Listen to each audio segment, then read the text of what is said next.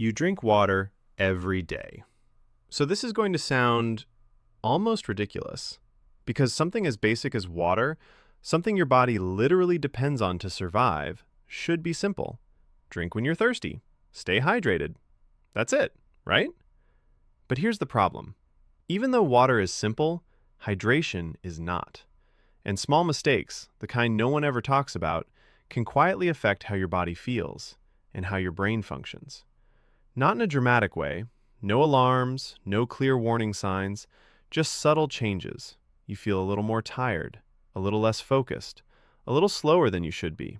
And over time, that becomes your normal. Before you assume this is another video telling you to drink more water, it's not. Because most people already know that. In fact, some people are doing the opposite problem. They're drinking more than ever, carrying water bottles everywhere, constantly reminding themselves to stay hydrated, and yet they still don't feel right. So the question isn't, are you drinking enough? The real question is, do you actually understand how hydration works?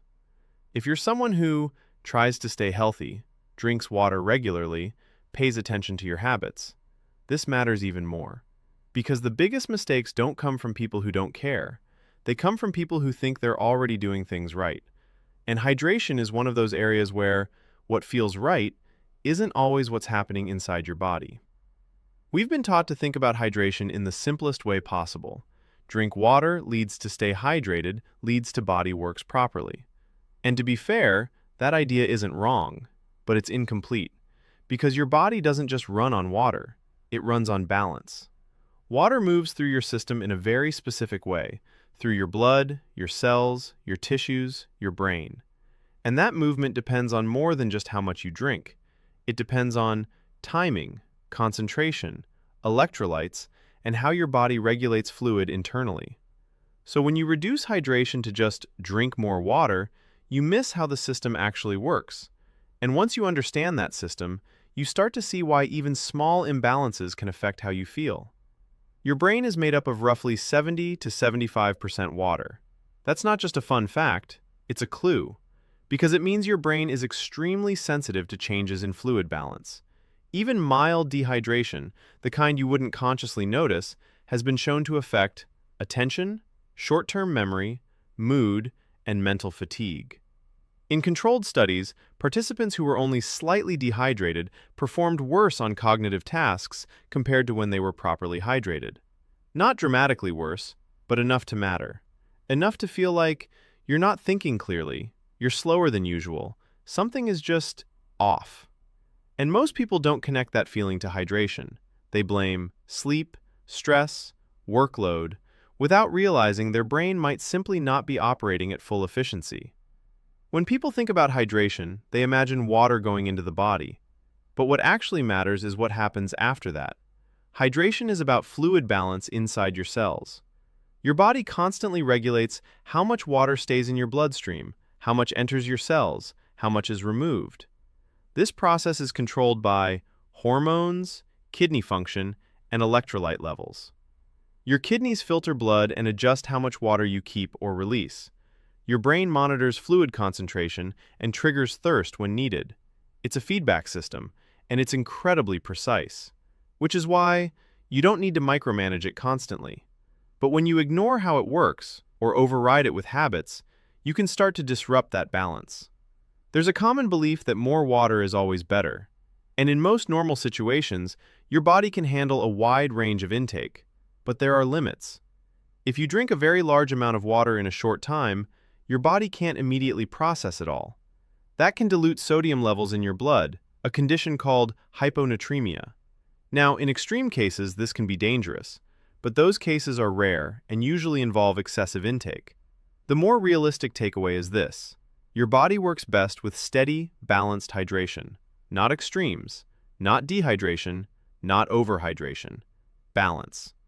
Water doesn't act alone, it works with electrolytes. These are minerals like sodium, potassium, magnesium.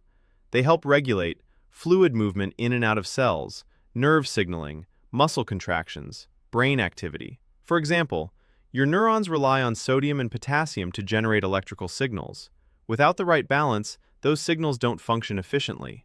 That's why hydration isn't just about water intake, it's about maintaining the environment your body needs to function properly. And most people already get electrolytes from food, which is why, for everyday life, you don't need extreme solutions. You just need awareness. Here's where things get interesting. Modern health advice often simplifies complex systems into rules. Drink 8 glasses a day. Always carry water. Stay ahead of thirst. And while these aren't harmful, they're not personalized. Your hydration needs depend on body size, activity level, climate, diet. Someone exercising intensely in heat will need far more water than someone sitting indoors. But when everyone follows the same rule, you lose the nuance. And that creates confusion. People start forcing water when they're not thirsty, ignoring thirst cues, or thinking they're doing something wrong when they're not. So what should you actually do? Nothing extreme. Just understand the system. Drink when you feel thirsty. Your body's signal exists for a reason. Adjust intake based on activity and environment. Don't force excessive amounts in short periods. Get balanced nutrition to support electrolyte levels. In other words, work with your body, not against it. Hydration isn't a hack. It's a system your body already knows how to manage. Most people don't feel the effects of hydration instantly. That's why it's easy to ignore. But small differences in how your body functions, your energy, your focus, your clarity, often come from small internal changes. And hydration is one of the simplest, yet most overlooked. Not because it's complicated, but because it's misunderstood.